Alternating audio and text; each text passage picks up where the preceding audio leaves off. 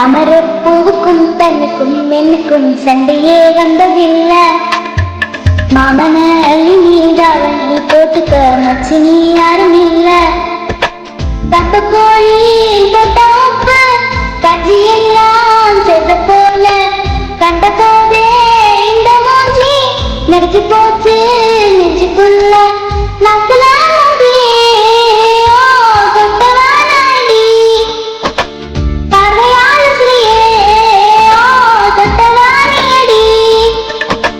தாமரப்பூவுக்கும் தண்ணிக்கும் என்னுக்கும் சண்டையே வந்ததில்ல.